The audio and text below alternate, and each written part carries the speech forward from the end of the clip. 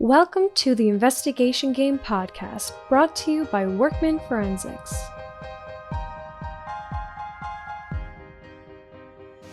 Welcome to the Investigation Game podcast. I'm Leah Wheatholter, CEO of Workman Forensics in Tulsa, Oklahoma. Joining me today is Scott Fulmer. Scott is a 30-year veteran Utah private investigator and the principal at Intermountain PI, based in Salt Lake City. He hosts the Intermountain PI podcast each Tuesday and is author of the true crime memoir, Confessions of a Private Eye. Scott is a decorated combat veteran of the Gulf War and father of 3. He and his wife Valerie live near Salt Lake City. Scott, thanks for joining me. It's my pleasure to be here. Thank you. We have a lot of listeners that listen to this podcast who are wanting to get into some sort of investigation field. What was your path to becoming a private investigator? Well, obviously, when I was a young boy, I read the Hardy Boys and Sherlock Holmes, and so I was intrigued by being a detective. It was something I always wanted to do.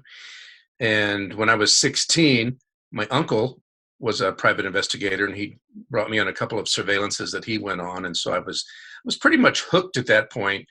But it was not until college. I was working on a degree in criminal justice, and if you think back to many moons ago when there were actually ads for jobs in the newspaper and people used in the newspaper, I saw an ad for a private investigator, and it asked the applicants to send in a resume. And of course, I didn't have a resume other than being a short order cook, and that wasn't going to cut it.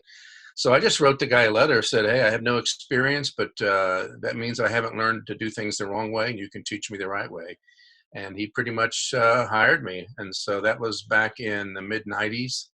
And I began working for one of the largest private investigation firms in Texas at that time, doing primarily workers' comp and insurance defense. And so I've been doing that ever since. And about 2006, I started out on my own.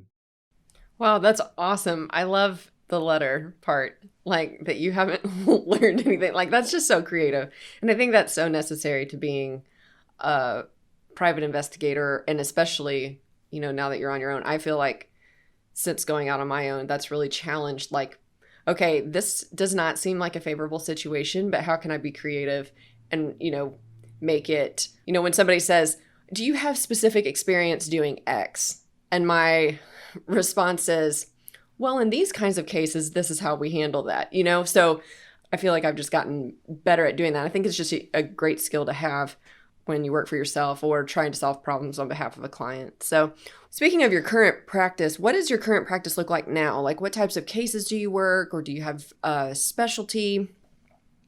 So I'm based in Salt Lake City. I cover all of Utah, and I do find myself going up to Idaho, Wyoming, and into western Colorado as well, where I'm also licensed. But I specialize in insurance defense, corporate investigations, and domestic investigations. And I pretty much I do what I enjoy, and that's surveillance, which is a factor in all 3 of those types of investigations.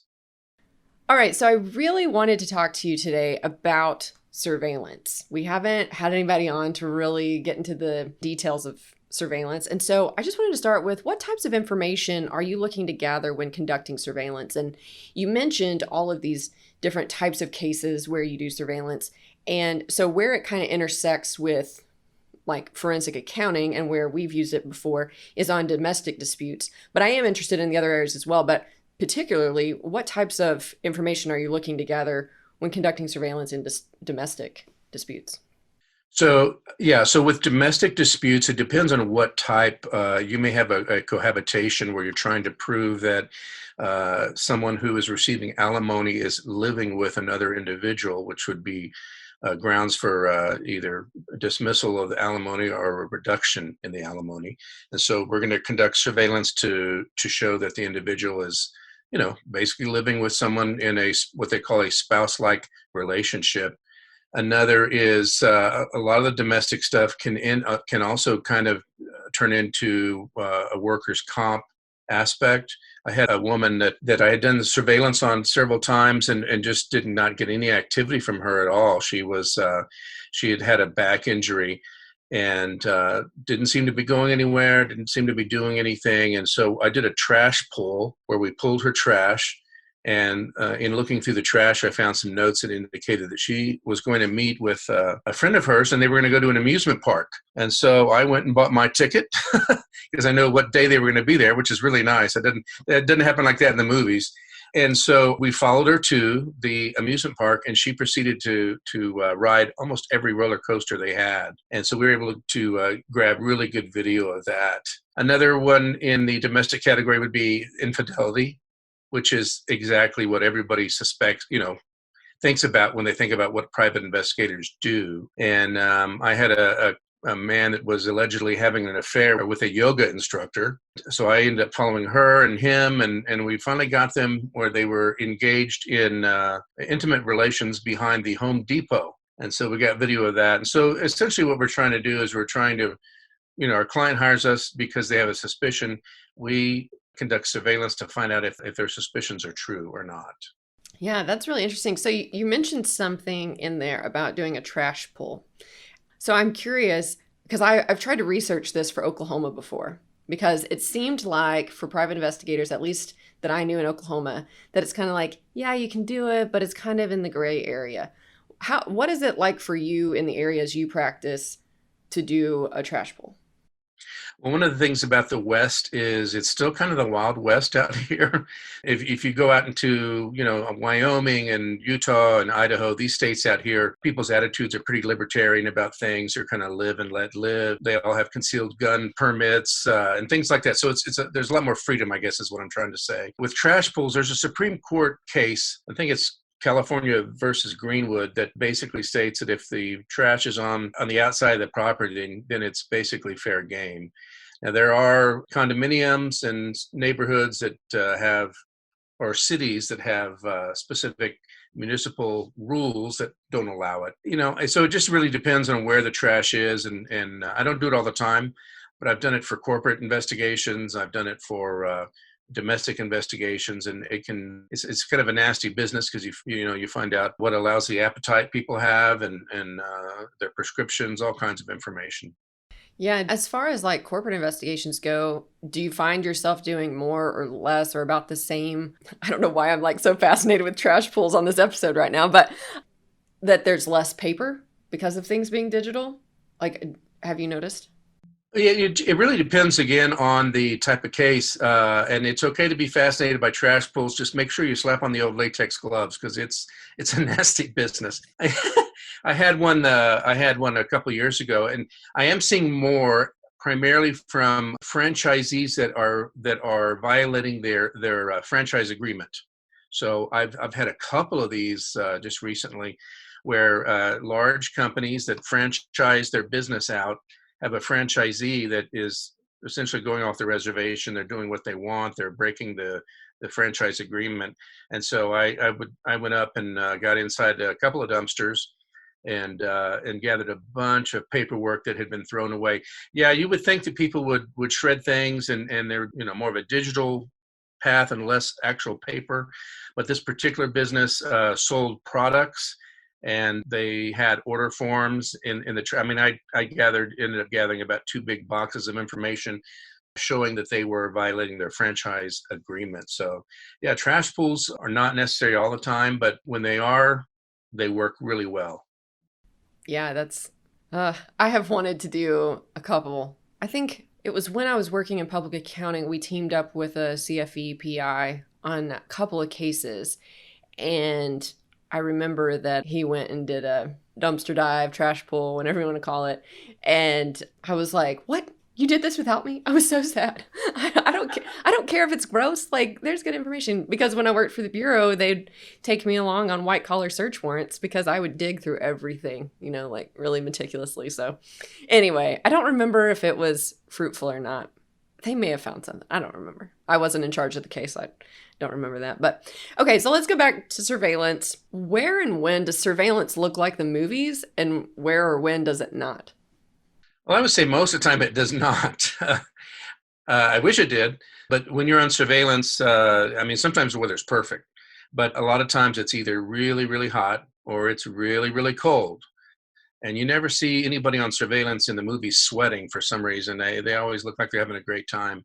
The other thing is in real life, requires a tremendous amount of patience. So there was lots of waiting. Whereas in the movies, they get on surveillance and the bad guys take off 5 minutes later, which, I mean, that does happen in real life too, but that's kind of rare. And then the other thing I noticed in the movies, when they're following someone on a moving surveillance, they're pretty much right behind them. And, you can't do that without being burned. So you have to give people distance. Okay, so I've done one, I think, when I wasn't, with the FBI, like one as a PI. And I was paranoid the entire time that I was going to be made at. Like, either my car in the neighborhood or me in the neighborhood. And I feel like I really overthought it. So do you have any tips for somebody who might be starting? I mean, we just don't do them anymore, but, and part of it was because of that. I think you were right on track. When you're brand new to surveillance, of course, you do think everybody's looking at you and watching you. You think you're the guy that you're following, he's got to know I'm right behind him. Really, in terms of tips, the best way to learn surveillance, and others would probably disagree with this, but for me, the best way to learn was the actual doing, the practical application. And you're going to make mistakes. And after you make that mistake, you kind of conduct a little after action report with yourself and say, okay, what did I do wrong? What can I do differently? I had a case where I had to follow an elderly couple to a hospital appointment and back. I was younger at the time and I guess a little cocky about my abilities. And I ended up parking right next to their house, really, really close, which was stupid in retrospect. And they both got in their car and they drove and I followed them. I gave them a good amount of distance. And of course, as soon as they got to the hospital and park, they got out of their car and they looked at me in my direction and they called security, and the little security guy came over and they started pointing at my car. So I thought, well, this isn't good. So they went into their appointment, and then I went back and switched cars and told myself, just because these people are elderly does not necessarily mean that they're not alert. And so I had to be a lot more careful. So when they came out of their appointment, of course, they were escorted by security and they were looking all over the place for me. And I was right in front of them in a different vehicle because they were looking for my older vehicle or the different vehicle. And I ended up following home after that. So it wasn't an eventful surveillance in terms of evidence, but it was something I learned that, you have to assume that the person you're following knows what they're doing, and you just can't treat them like they're not up with what's happening at the time. Yeah, I remember, I mean, this has probably been 8, 9, 10 years ago, but it was like a kind of intellectual property, non-compete type situation. And so they thought he was like stealing clients and stuff. And so there were just a few things I needed to see in his neighborhood. I don't remember why, but I just remember thinking, if he's doing what they say he's doing, like how paranoid is this guy where he's going to be looking for somebody like me? Of course. So I remember I got a couple friends and I said, I can't tell you what we're doing, but we need to go walk this neighborhood. And if I stop to do anything, you need to just keep walking. I'll catch up, because I was really, really paranoid. I also lost him on his way to work. So that leads me to another question I had for you. Whenever you're doing a moving surveillance, do you have other people that you team up with for that? Or do you do it by yourself? Because I lost him when I was by myself. I had to call in some retired FBI people to help me the next day. Well, I mean, in losing people on surveillance, that happens. So if I don't care who you speak with, if you talk to a private investigator that says, I've never lost anyone, they're probably either brand new or they're lying. Yeah. So when I do surveillance, it really depends on the budget and what the client wants to do, what their objectives are, and how difficult. For example, if it's a rural surveillance, or if someone's, coming in from out of town and they're going to go to a hotel and, we really got to be on them. But typically it's just a one-person surveillance. Every once in a while we'll use 2 people. I do envy the FBI because they'll have 5 or 6 folks conducting surveillance. They'll have aviation support, things like that. I do use trackers, GPS trackers, and that does make it easier, but I cannot legally use those in all types of cases. Yeah, so I mean, you are going to lose people, and what I say, it's better to lose them and come back into the day than to get burned. Yeah, that makes sense. And that actually makes me feel a lot better for losing him that first day. But and we ended up getting some decent evidence, and it was fun to do that with a retired FBI agent and a retired crime scene investigator from our state bureau. But it definitely made it like faster to get what we needed, as opposed to me losing him every day. Yeah, when you do surveillance, you really have to be thinking ahead. You basically have to be looking ahead of of your subject. Are they going to make that light? Are they going to turn right? Are they going to turn left? Every once in a while somebody just like turns at the last minute into a convenience store, and you can't follow them in just like they did, or it becomes obvious. You have to pass them up and then kind of turn around and come back. So it's not easy. No, it's not. I am kind of curious. I mean, after that experience, I thought, I feel like I can find data other places where I don't necessarily need to do surveillance, which just our work it's just typically easier to, if we have a domestic issue, it would be much more cost effective and efficient for even our schedule to just team up with another PI that's their thing. Obviously, anytime it's somebody's specialty, it just is better. But for me, then it turned to more OSINT and social media investigations. So I'm curious, have you noticed any changes in maybe the volume or the types of requests for surveillance with open source intelligence and social media investigations becoming more popular? So I have noticed some changes, and what it's been is you have clients that are doing their homework. So they are purchasing the 1999 background check online.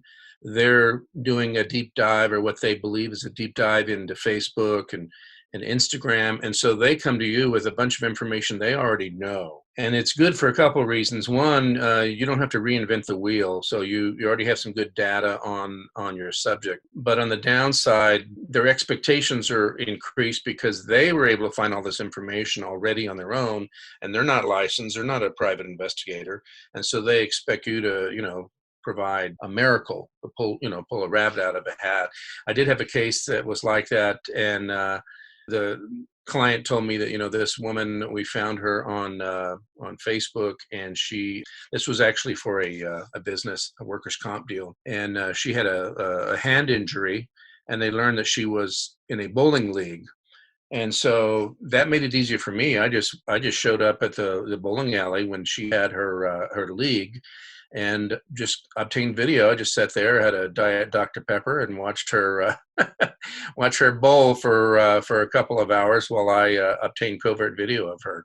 So yeah, in the roundabout way, it's made things harder to some extent, but easier as well, if that makes any sense.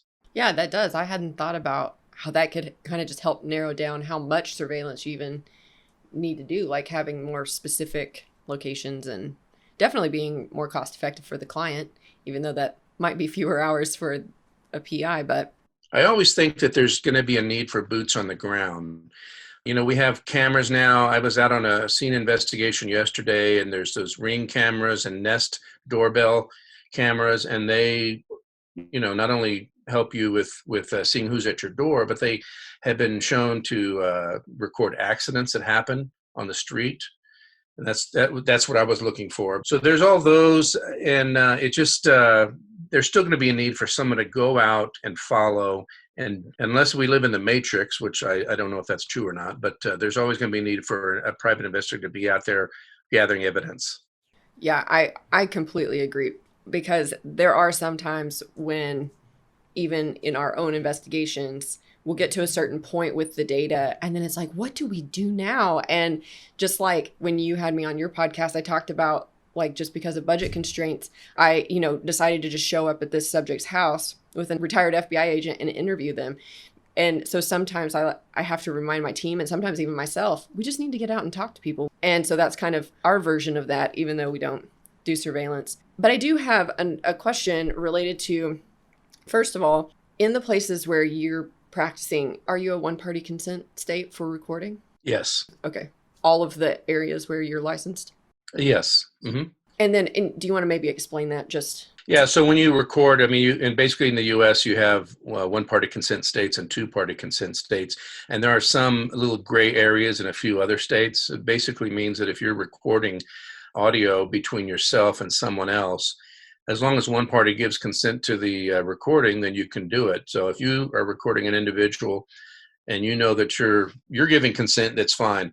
Other states, like I believe Massachusetts, is a two-party consent state. So if you're gonna take a recording between two individuals, both people have to give their consent. We'll be right back to this interview.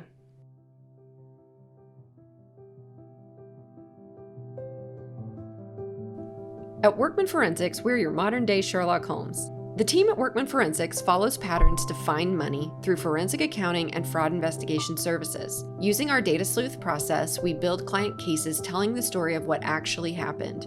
This process serves clients in the best way, whether they are going through a divorce, a partnership dispute, an estate and trust dispute, or a fraud investigation. So what is data sleuthing? Well, after serving clients in this best way for 10 years, we are proud of our technological improvements, making our investigations work similar to that of a manufacturing process. By following a consistent investigative and internal process, our team addresses client concerns in a timely, responsive, and thorough manner. But don't worry, clients don't go through this process alone. We believe communication is vital to the success of an engagement, so each client is guided by a highly trained and specialized expert forensic accountant along the way. And because we think data sleuthing is the best way to investigate financial disputes, we work to train other professionals as well through our investigation games, guided interactive workshops, and our Be a Data Sleuth seminars. To learn more about any of these services or trainings, visit our website, workmanforensics.com. In fact, our website is full of resources for anyone looking to learn more about forensic accounting, fraud investigation, or our data sleuth process. This includes blog posts, free Excel downloads, more podcast episodes, and links to our YouTube channel. So if you're looking to get into the investigation industry, or if you've been an investigator for years, we know you'll find something helpful in our free resources. So visit our website, workmanforensics.com.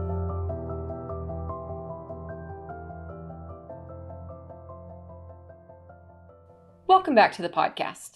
In what types of cases, or have you noticed a type of case where you just think surveillance will get you the answer that you need or provide the best evidence that you need or that the client needs? Are there any of those cases where you just think this case needs surveillance to answer your question? Yeah, I mean, a lot of them.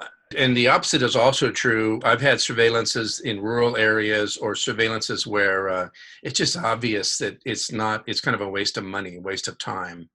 But to answer your question, it would be in situations where we can provide the evidence and it can only really be provided by surveillance. For example, I had a case where it was a workers' comp case where a gentleman was a bar back. He worked at a bar and he had injured his back. And the client had heard that he was working still. Clients hear all kinds of things, and sometimes it's true, sometimes it's not true. In this case, it was. I actually pretexted him and found out that he was working at a restaurant on the Riverwalk in San Antonio, and he was a bar back there. And so I took my wife, and we went downtown, and we had a lovely Mexican food dinner right there on the Riverwalk with the pigeons and everything. And we saw him there at the bar back. And, for your listeners that may not know what a bar back pretty much is an assistant to the bartender. And what he or she does is he constantly loads ice, big tubs of ice for the bartender. He brings glasses, clean glasses back. He bends over into coolers, pulls out beer, takes the top off. So it's a very physical job. And so I had a video camera, and this was back before covert cameras were really good like they are now, and small and digital. And so I had a regular video camera sitting on the table where we're having dinner, and I just pointed it in his direction and hit record. The good thing is that, San Antonio, as you know, especially in the Riverwalk, is full of tourists. And so I looked like just anybody else sitting there with a video camera having dinner. And so I was able to prove to the client that he was working. So that's an example of how surveillance is very effective and really is the only option for getting the evidence that you need. Yeah, for sure. That's a perfect example. I can definitely see that. I could see it being really helpful on like child custody cases too. Or there was one that I really wanted her to let us help connect her to a PI to do surveillance, because we could prove with data that her child's dad was telling the court he made $17,000 a year in this lawn business, but we looked at how he was living and some data behind that, and it was closer to like $100,000 a year. And so I had thought, oh, maybe we can set this client up to like have some surveillance done to prove that, and just based on what he was spending money on and also his Facebook and things like that, my analyst at the time said, I think he's a weed dealer. And this is before Oklahoma made medical marijuana legal. And so I was like, oh, so I'm calling the client, ready to tell her, this is how much we think he's making a year and da da da da da. And I just thought, I'm just gonna ask her, is your child's dad a weed dealer? And she goes, oh yeah, he is. So unfortunately, we didn't get to connect her and like include the surveillance and stuff because she already knew. Oh yeah, he deals weed. I'm like, how did I not ask that at the beginning? Yeah, sometimes you just have to ask the right questions. That's funny. I had a case that actually had to do with a distributor of pot and pot products in Colorado. As you know, cannabis is legal in Colorado. And I had a woman, one of the employees there, who slipped and fell and broke her leg.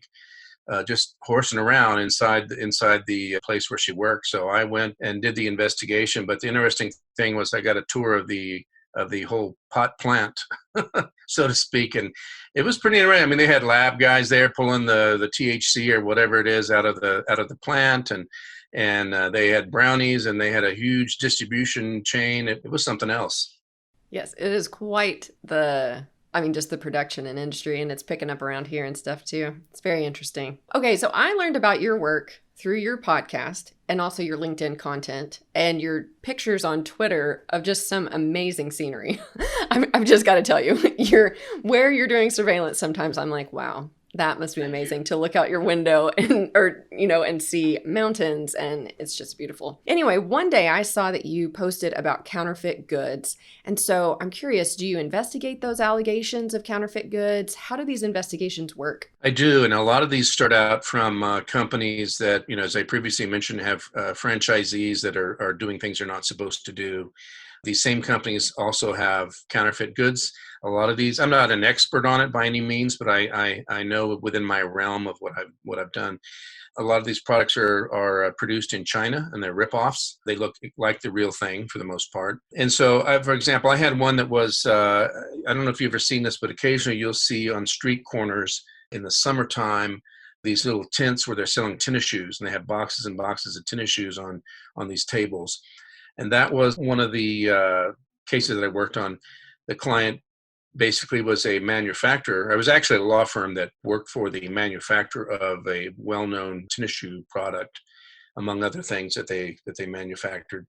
And they had these counterfeit shoes that popped up on street corners, and they'd be there for about 2 or 3 days, or for the weekend, Friday, Saturday, Sunday, and then they were gone. And so we had to go in, and first we would observe and obtain video of customers coming and going, people buying tennis shoes and whatnot. And I remember doing that, and it was like, this was in Texas, and it was like I think it was almost 100 degrees. It was so stinking hot. And then I actually found a restaurant next door that had air conditioning, and I could sit in the restaurant and have lunch and video the place at the same time. So that was a win-win for me. And then after doing that, we went and made some purchases ourselves. And so we used covert video, and we made a purchase of shoes to show, that we could buy them as well. And then after it was all over, we followed the individuals back to their homes to find out where they were, what their addresses were. And all that information, of course, was then turned over to the law firm. Unfortunately, a lot of times in what I do, and I think you mentioned this as well, we don't always find out what happens at the end because we're already on to something else. So in this case, I didn't know, I don't know how it all ended, but I do believe they dropped the hammer on these guys. So in these types of cases, do you think that it's part of like a ring, like they're getting counterfeit product from China and then they're going and selling it, maybe give it to these quote unquote distributors on street corners? Or is that kind of what these types of things are? Oh, definitely. Yeah. Yeah. It's and it's a pretty complex deal. I guess you could call it organized crime. I mean, not in the same way we're talking about the mafia, but yeah, it's basically organized. I mean, from what I understand, if you go to China, you'll find all these products on the street corner there, and they don't pretty much do anything about it. It's not a big deal. Everything from movies to shoes to clothes to Gucci this and designer that. So yeah, what they do is they come and bring those things back here. I had another one where a guy was selling very nice luggage. It was a name brand luggage brand, and he was selling those out of the trunk of his car. So yeah, I mean, you have to ask yourself, who sells luggage out of the trunk of their car? But hey, this guy was doing it. I mean, he was literally out of the trunk of his car. And I bought a nice handbag, like a small suitcase from him for the case. Also had another one that had to do with a very large, now defunct toy company that had stores all over the place.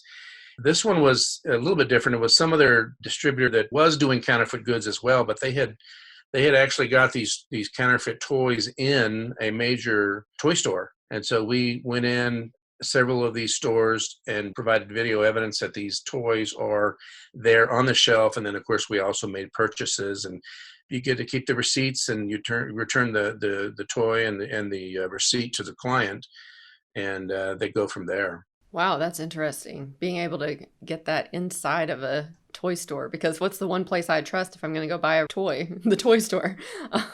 Yeah, wow. Especially a large toy store. That's interesting. So I thought of one other question related to surveillance. You had mentioned the Nest and the Ring cameras. I know that at least with local law enforcement here in Tulsa, how there are agreements that law enforcement can make with Ring to be able to access this data. Have you tried to access any of this information by talking to the people who own the cameras that have those at their property to help you in a case? I have, and that's pretty much the only way I've done it so far. So with Ring and Nest, from my understanding is that the individual homeowner can decide to opt in or opt out of having the police department monitor that. Some people are fine with it, others don't want that at all. But I had a case in Wyoming where there was a vehicle accident, and the Ring camera was perfect. I mean, it showed the entire accident happening. And I just went and talked to the individual, told them who I was, told them what I was looking for. And they said, yeah, no problem. And they got a thumb drive. I gave them a thumb drive, and then they went and got the video off and gave it to me. So it really depends on the individual. If they're willing to do that, you can obviously subpoena it if you need to. But the other issue is that it has to be done within 2 or 3 weeks, because otherwise the video is rewritten on the hard drive, and then it's no longer available at that point. Yeah, I love, because I hadn't really thought about this. We don't have a lot of cases that involve this, but I like tucking these things away. Just another good reminder, and just the importance of teaming up with private investigators that do things, that we don't necessarily do, and the power of just talking to people. I mean, for you just to go ask the homeowner, sometimes that feels so intimidating, especially to us data people, but really just talking to people can lend so much information to then go find data where, you're not just relying on something somebody said. I agree. I mean, I worked years ago, before I was still technically a private investigator. I worked for a very large defense contractor conducting national security background investigations for the government. And I carried federal credentials for the Office of Personnel Management. And I would do these background investigations where I would talk to an applicant, for example, who was trying to get on with the Border Patrol or with Customs or with the FAA. And I would talk to their professors, their neighbors, the ex-spouse. And I found that you have about 30 seconds before people decide to say no to you, regardless of whatever it is. So within that first 30 seconds, you have to make it abundantly clear to them who you are and why you're there and what you want. And they need to understand that right away. And if they understand that, and if you can build rapport with them, then you can usually get what you need. Yeah, that's a really great tip. Okay, so before we end the episode, because I'm pretty sure I could just keep asking you questions, but we'll just have to have another one, part 2 or something. But before we end the episode, is there a case story that you share in your book that would be considered the case you'll never forget? And will you tell us about it? Well, there's a lot of them. I thought about this, and I found one that I thought was it was interesting to me, at least. I'm a big fan of Sherlock Holmes, and there is a Sherlock Holmes dictum which states, once you eliminate the impossible, whatever remains, no matter how improbable, must be the truth. So I had a case that kind of was an example of that. It was an insurance company, and they said that an individual had filed a theft claim. Someone had broken into his home and stolen just a list of stuff. And they wanted me to go out and interview him, and because there were some red flags. Well, one of the red flags is there was no police report filed, which is really odd, but I went ahead anyway. So this guy lived in Colorado on the top of a mountain, and I'm going up there. It's winter time, and the road is it's a gravel road. It's winding around the mountain, and I'm looking down at these sheer drop-offs. I thought, if my car goes off the edge there, they're not going to find me till spring. But anyway, I finally got to the top of the mountain. And at the top of this mountain, there's about 3 or 4 homes there. So I go to the first home, which is the subject. Really nice guy. He's about 80 years old, just sharp as a tack. I mean, really, really sharp guy. And I go into his house, and he welcomes me, very friendly guy. We sit at he had like a kitchen counter bar type thing at the kitchen. So we sit down, and he starts telling me about all the things that were stolen from his home. And he has a list of these things, and he has receipts for some of them. So he was prepared, which is really nice because not everybody's always prepared like that. And he knew exactly what was what, and I was really impressed with him. So I started asking him questions about, how did it happen? When did it happen? He said, well, I'm always here. I'm retired, so I'm always home. But I go to town, to the grocery store, about once a week or so. And it happened when I was gone. I was gone for about 3 hours. And I said, all right. And I said, were there any indications of, broken door lock or, windows broken? He goes, no, everything was fine. He just came in, his door was locked as normal. And I'm like, well, you got me stumped on this one. And so he even had a security system. And he had like a state-of-the-art security system. He had cameras that covered every nook and cranny everywhere over of his house. Not inside, but outside, all the exterior windows and doors, down the sides and the back of the home, everything. And he also had a camera that was on one of his sheds. He had this shed where a four-wheeler was placed, and the four-wheeler was one of the things that was stolen. So they stole a lot of stuff.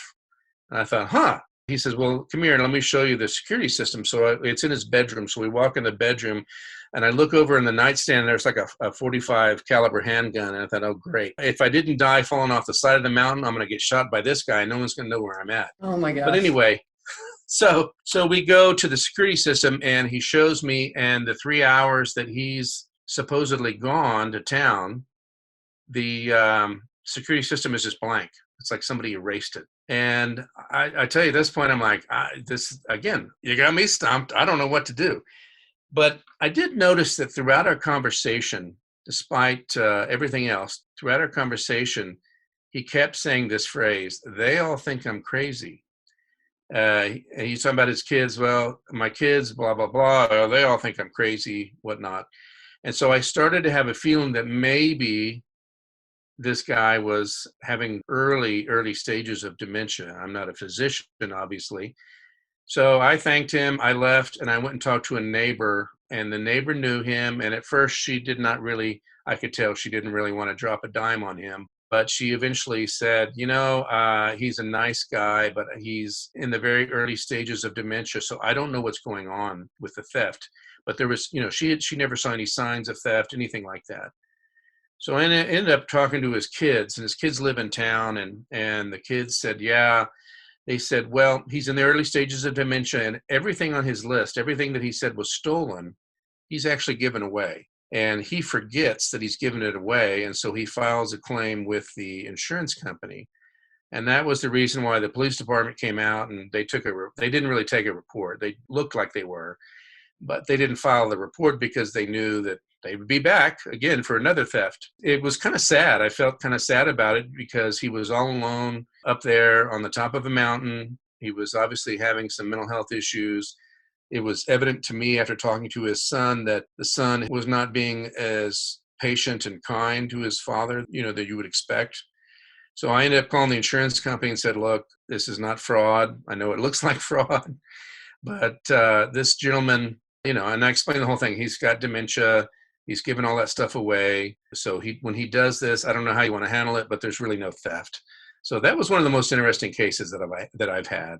Just one thought I had as you're telling that story is that even though you might have felt stumped as he kept showing you all of these things, I still just appreciate, because we've been talking a lot in like, how do we separate case drama from case facts and things like that whenever clients come to talk to us.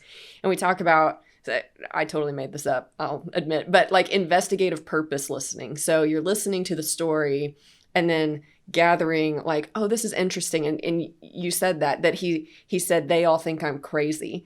So even though you might have been you're listening to his side of the story, he keeps repeating something that then kind of, if I'm understanding your story, like that led you to another step. Oh, well, his kids think he's crazy. Let me see what the kids think about this. And so I think sometimes in interviews with people, when things aren't adding up, especially when it just seems dramatic and nothing's really making sense, that there's still some sort of, like, you can pull investigative clues, and you can pull clues and kind of purpose out of those conversations to help you as the investigator take your next steps. Oh, definitely. And I mean, taking statements and interviewing, that's a whole other podcast episode. But yeah, I mean, I've done a lot of that. And when you have to try to build rapport with individuals, that's a huge thing. And then you really have to listen to them. And most of us, myself included at times, when we're listening, we are listening because we're waiting so that we can say what we want to say. But I think it was Stephen Covey in his 7 Habits of Highly Successful People said that seek first to understand and then to be understood. And so whenever I do statements and interviews, I first try to understand what the person's saying. I really listen intently, because you never know, they may give themselves away. I mean, you know this, you do this as well. But then, you can say your piece after that. But the whole idea is to listen to the individual, to watch their body language, to find out, so you can get the information that you need. Yeah, we will have to do we haven't done an episode on interviewing techniques yet, so we may have to schedule that in for some time this year, or maybe start on our 2022 list. But this is great. Well, thank you so much for joining me today, Scott, and taking this time to talk with me. And if our listeners would like to connect with you, what is the best way to do so? The best way to do so is to go to my website, and I live in the Intermountain West, so it is intermountainpi.com. Perfect. Yeah, and you have a podcast, you have your book, The Confessions of a Private Eye, and we're going to link to all of that in the show notes, and with your Twitter and LinkedIn and all of that. Thank you so much again. We'll have to do this again soon. My pleasure. Thank you for listening to The Investigation Game. For more information on any of the topics brought up on this show, visit workmanforensics.com. If you enjoyed our show, be sure to subscribe and leave a review. You can also connect with us on any social media platform by searching Workman Forensics. If you have any questions or topic ideas, please email us at podcast@workmanforensics.com. Thank you.